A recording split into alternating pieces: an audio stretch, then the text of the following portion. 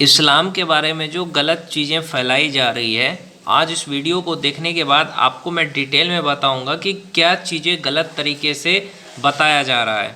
तो चलिए मैं आपको एक एक करके बताता हूँ। जैसे काफिर, तो काफिर का मतलब क्या है? काफिर का मतलब वो है जो अल्लाह को नहीं मानते हैं, उसको हम काफिर कहते हैं। इसका मतलब ये नहीं कहा जा रहा है कि जो बुरे लोग हैं उसको काफिर कहते हैं, ऐसा नहीं है।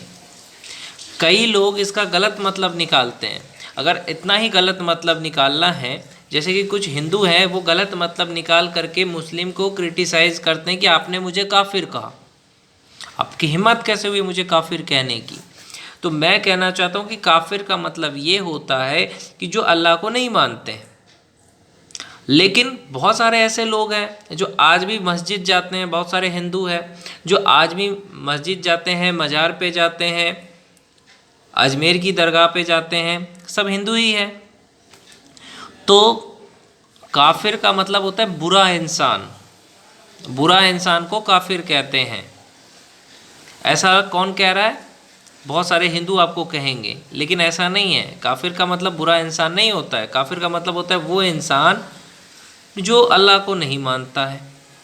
हाँ, तो हमने क्या किया? अपनी राजनीति करने के लिए कुछ लोगों ने, कुछ नेताओं ने अपनी राजनीति करने के लिए, मुसलमानों को बदनाम करने के लिए कहा कि काफिर का मतलब बुरा इंसान। लेकिन काफिर का मतलब बुरा इंसान नहीं होता। काफिर का मतलब होता है कि वो इंसान जो अल्लाह को नहीं मानता है। तो ये तो सच बात है ना। हिंदू मानते हैं? नहीं मानते, वो तो मूर्ति पूजा करते हैं, तो वो तो काफिर ही हुए। तो उसमें क्या बुराई है? अब दूसरी बात कहते हैं जिहाद। जिहाद का मतलब क्या होता है? जिहाद का मतलब आजकल गलत तरीके से लोग कह देते हैं ये जिहादी है, जिहाद हो रहा है। आज मैं आपको बताता हूँ जिहाद का असली मतलब। जिहाद का मतलब होता है अपने अंदर के बुराइयों से लड़ना, इसको जिहाद कहते हैं। ये जो भी आपके धर्म पे आवाज़ उठाता है, यानी आपके मजहब पे कोई भी उंगली उठाता है, तो उसके लिए जिहाद करना। तो ये क्या गलत है? इसमें भी कोई गलत नहीं है। अगर कोई किसी के घर पे हमला करेगा तो हम वो क्या अपने घर की सुरक्षा नहीं कर सकता? उसी तरीके से इस्लाम एक मजहब है, उस मजहब पे कोई अगर हमला करेगा तो अपने बचाव के लिए जिहाद कर सकते हैं।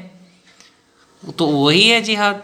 जिहादी का मतलब ये थोड़ी है कि आपने क्या किया, जिहाद को आतंकवाद से जोड़ करके कह दिया कि मुसलमान आतंकवादी है। ये किसने कहा? नेताओं ने कहा, मुसलमानों को बदनाम करने के लिए।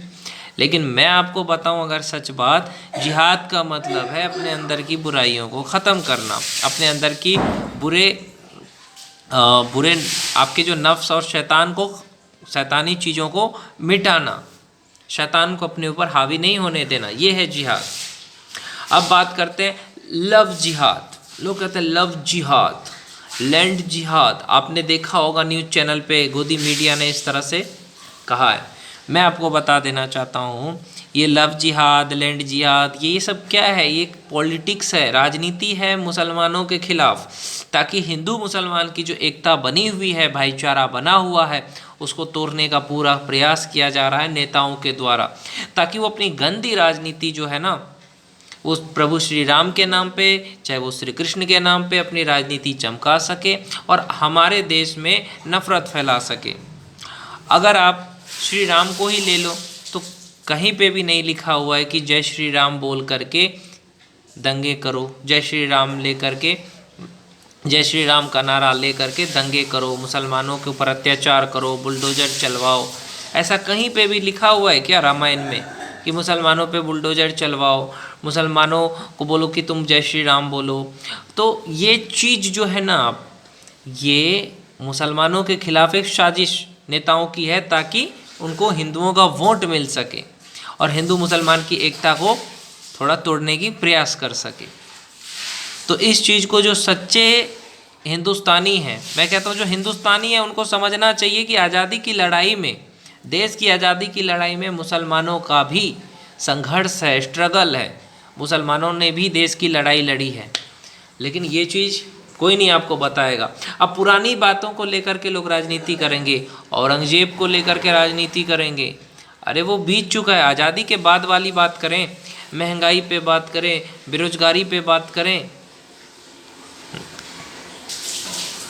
वजीर आलम सिर्फ हिंदू मुसलमान करेंगे, लेकिन महंगाई पे, बेरोज़गारी पे बात नहीं करेंगे।